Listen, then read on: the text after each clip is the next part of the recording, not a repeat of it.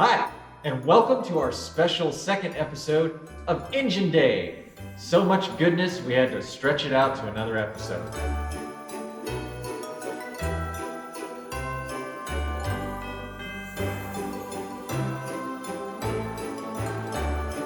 We've been rebuilding this Small Block 350, and if you didn't catch part one, that's where we did the teardown.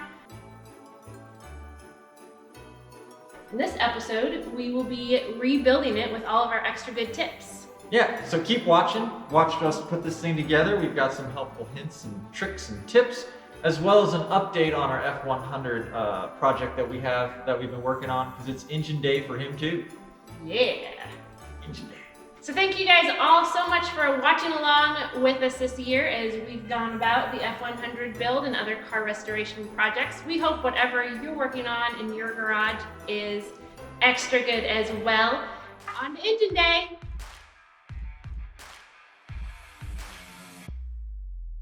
Gently. Nice and neat. Down to those bearings. Take these bolts. We're gonna seat the cap first. There's little arrows on here that indicate what direction they're supposed to go. So this points to the front of the motor. So this is our middle cap. Make sure the bearing is all the way in there. Good. Okay, arrow to the front. I'm gonna set him down there. Now what I like to do is use some bolts to line it up. Make sure that they're all gonna line up in there nicely. Okay, so, but don't tighten them down just yet, just get them started. Okay, because we need to get it seated and it's a machine fit, so it's real tight. So what I do is, I get my mallet and just see that gap right there? Yeah. All right, we just wanna give it some taps. See, now it's nice and seated. So now it's all down and the bolt holes are lined up. You know, if you didn't line up the bolts first, you might seat it and it'll be offset. So you kind of line everything up. And now we can snug it down, and we would do like a two-step torque where I think torque spec on this is like 60 pounds. So we first do, to 30, and then we come back and do it to 60. The 30 really makes sure it's seated, and then the 60 is our final torque and clamp. All right, you want to do the front one? Let's see. Right there, that'll be good for you.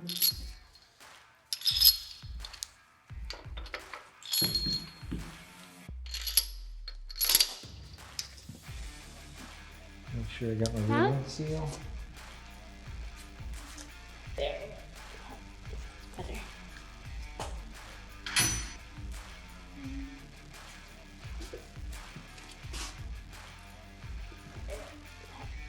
Better.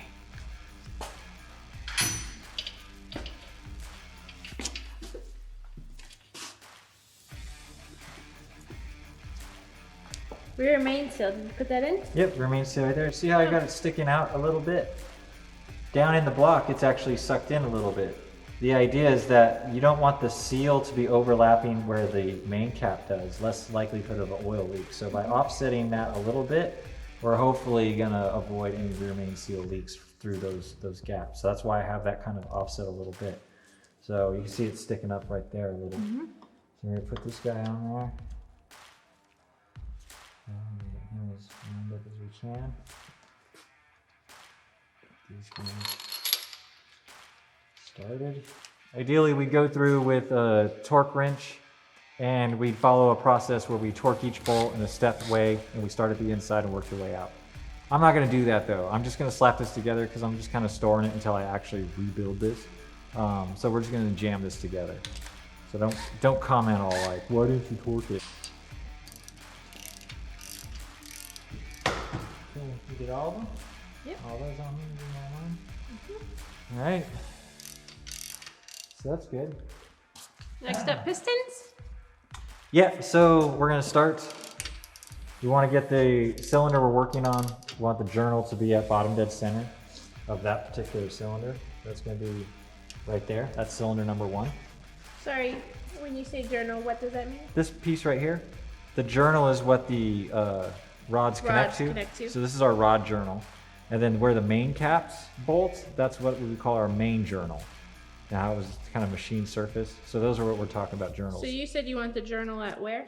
Bottom dead center. So this is where the piston is at the lowest point. From this cylinder? Yeah. Okay. So that's BDC of that guy. So you have to think about it from this way, not just like looking at it from the top down. Because remember, right now the engine is upside down. Yeah. This is where a lot of people get disoriented, is because I started off working on the driver's side of the car. And now with the engine upside down, I'm working on the passenger side of the car. So you might confuse where pistons go. You gotta be real clear about what you're doing. So even though, yeah, that's your side, that's number one. It's the furthest forward cylinder. That's where we're gonna start. My number one is this guy right here. Driver's side. Driver's side, number one. All right, so I'm gonna get these guys ready. You got those installing spikes? And then how do you know which side goes forward? Okay, so I'll show you. And for this, obviously, we did not take off our rings. Right, so when we're installing rings, we have these gaps, and we don't want those gaps to be on top of each other.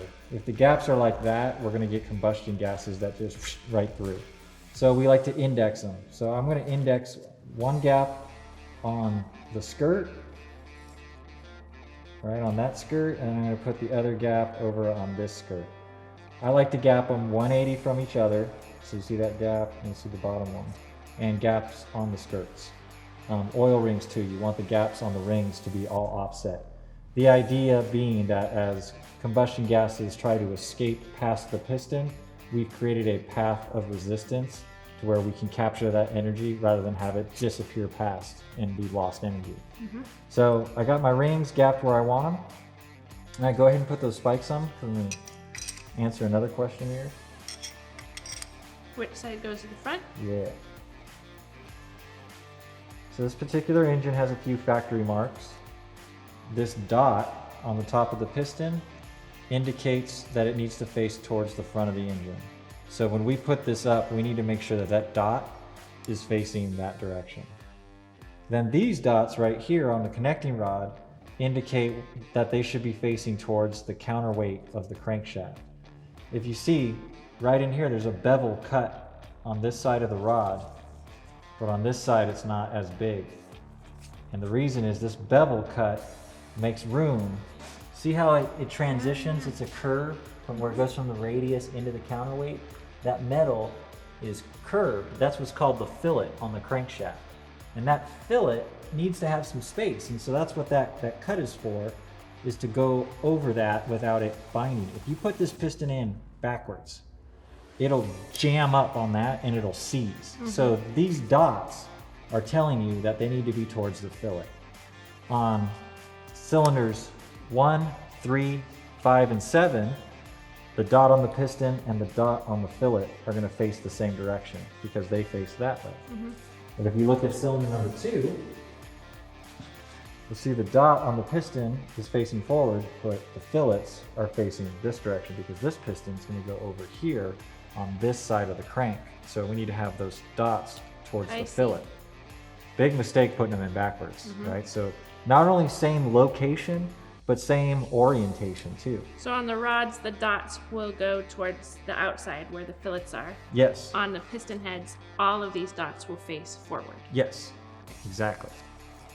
So let's try putting a piston in. So what we're gonna do is we kind of want to crank the engine over a little bit. We want to turn it some.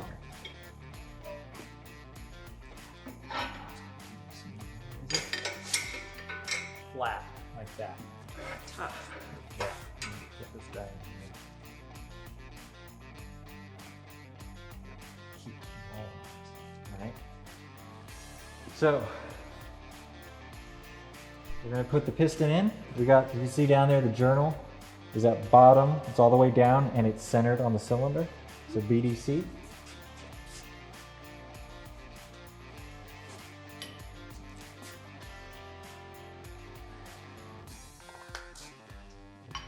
Goo.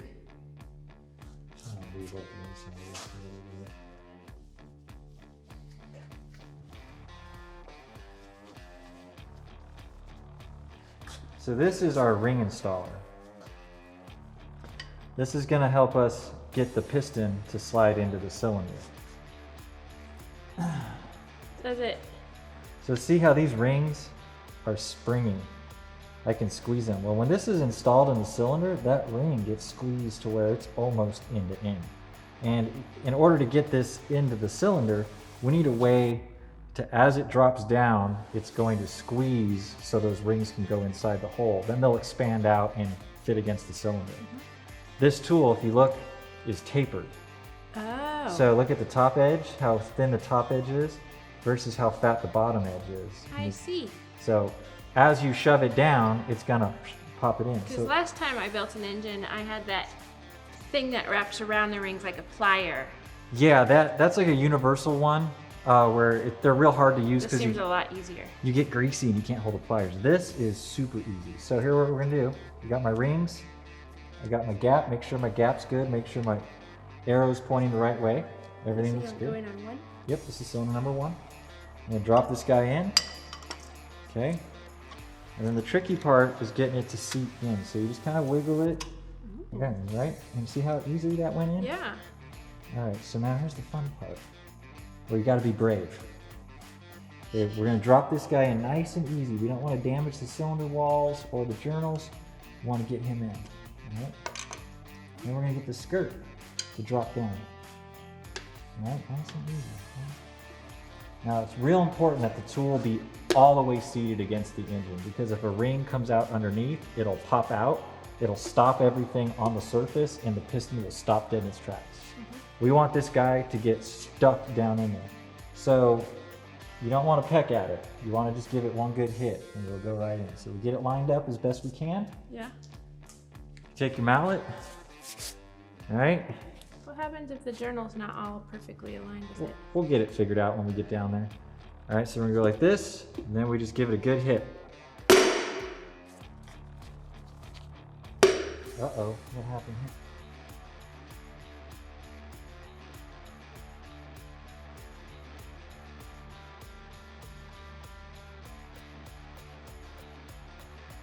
Now it's a little longer would be great. Yeah. They do make mallets that have like a long Greasy. snout on them, but Yeah. I usually use that like this. Yeah. But that's one way to do it. All right, so that guy's in there. So now what we're gonna do is we're gonna flip it around. So lots of back and forth. Yeah, well, I mean, we could.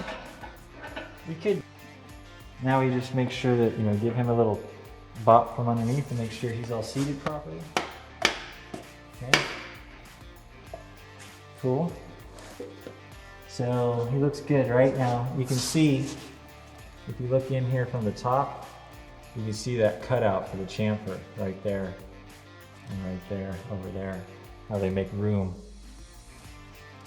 Make sure the rod pushes all the way against, so we're in good shape. So we'll take this guy off. Take that, take that. Okay. So dot towards the fillet, goes on.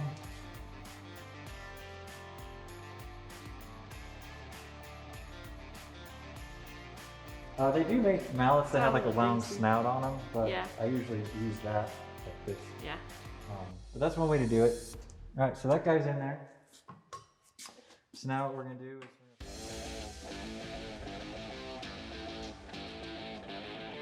all right, so we've got all the pistons back in. So now what we're gonna do is get our timing set up onto the motor so we can synchronize the camshaft with the crankshaft.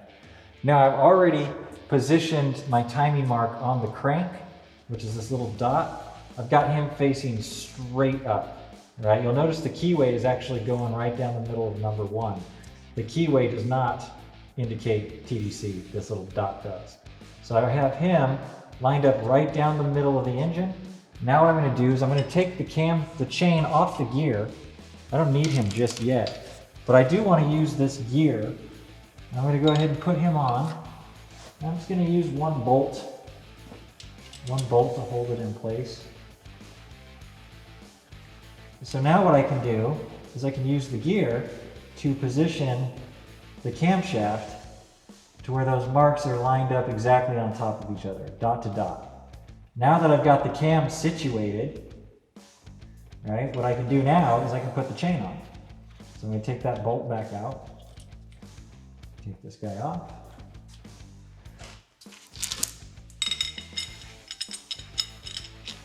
Sling the chain on, and when I get it onto the crank,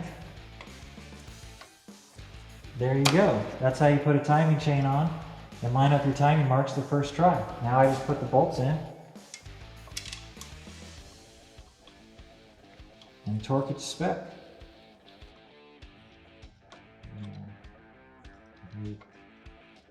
The bolt is cockeyed.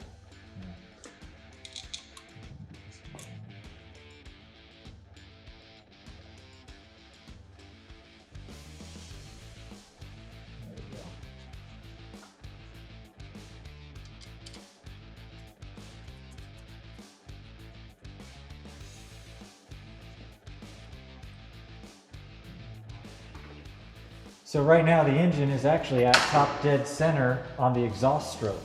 So I can do myself a favor right now, is if I rotate this engine and bring this dot on the cam up to the very top.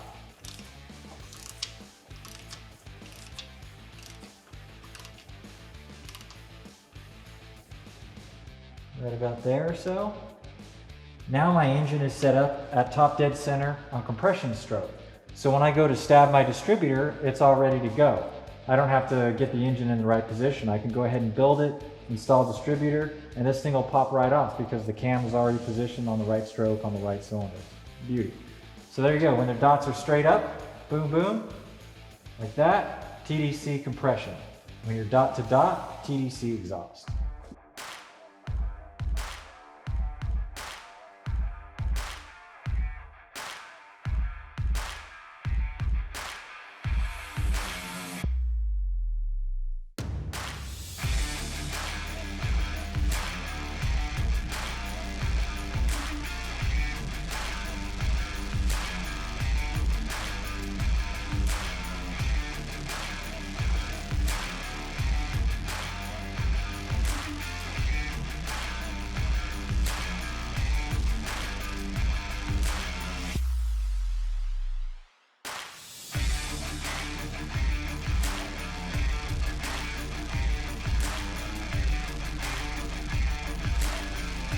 So we're just finishing up this reassembly of the engine, and of course we went really fast. This was really just to do the nuts and bolts of the DIY. We're not going to be using the engine as is, so all the valves, all the cleaning, that sort of stuff we didn't do. One thing that I realized the first engine that I built was how much time cleaning takes. When you disassemble an engine, you want to clean it completely, de-oil, usually maybe then paint it. All of the valve surfaces you need to clean the old gaskets off of. Of course, if you need to take it to a machine shop and have anything redecked. So that takes a lot more time. Just be sure that you factor that in when you are rebuilding an engine, and don't cut corners on that stuff because they will come back to bite you.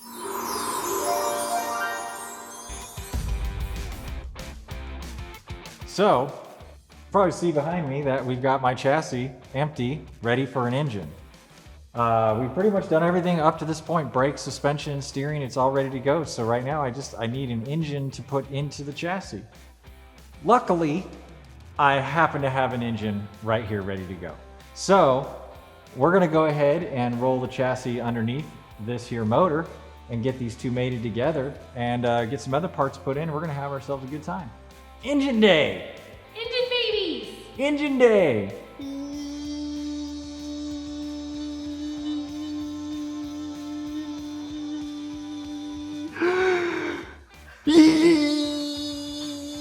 Engine day!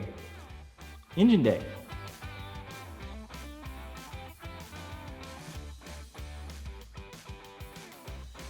Because it's gonna, as it drops down, it's gonna move towards the rear of the car. So when we jump in the back here.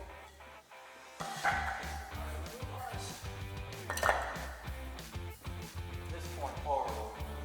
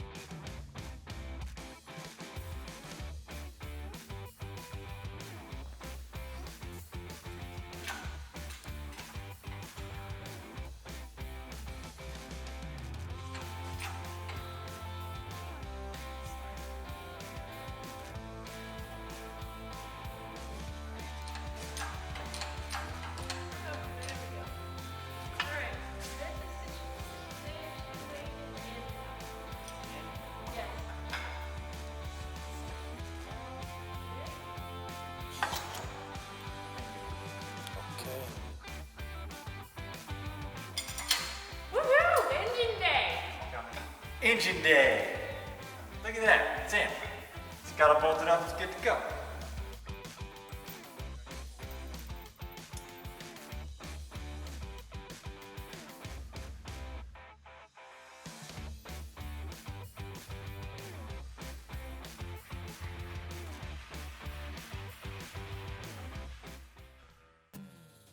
Well, today has been a really fun engine day. We got a lot accomplished. We got the engine into the truck so we can make some more forward progress with that. We got to build that motor. Did you have some fun doing that? I had an extra good amount of fun. An extra good amount of fun. That's really good. I had just your regular amount of good fun. Just regular amount. I wasn't really trying extra today. But I'm stoked that this thing's in.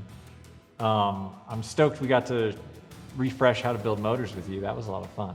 That was a lot of fun. Yeah. Ready to do some more. It's just like a good puzzle. Yeah, and this is not going to be the only engine thing we do. We just wanted to do a quick, field strip of the motor and show you what's involved. We do plan on building that engine at some point, but we'll get to it when we get to it. And this engine is just ready for the truck to run. Yeah, so we're only a few months away from actually having a running, driving vehicle, I think. We say a few months, we'll see. April of 21. That's what We've got plans. Got plans. Debut this thing. Got a ball to be at. Yeah. So hopefully you'll be able to keep up with us. And that's all I've got now. How about you? Any final thoughts? I think there was a final thought, actually, because last episode we had a certain drag race going. Oh, yeah. I think we were supposed to settle who won that drag race. Really, it was no contest. It was his daily driver, it was a manual, it was my first actual drag race. Mr. Klein won, but I am still the fastest driver in the house. For now. We'll get Until next time, guys. Thanks for watching Extra Good. Be sure to like and subscribe if you liked what you saw, and we will be back with more F100 project for you. Yeah, thanks. Have a good time, and try not to start any fires.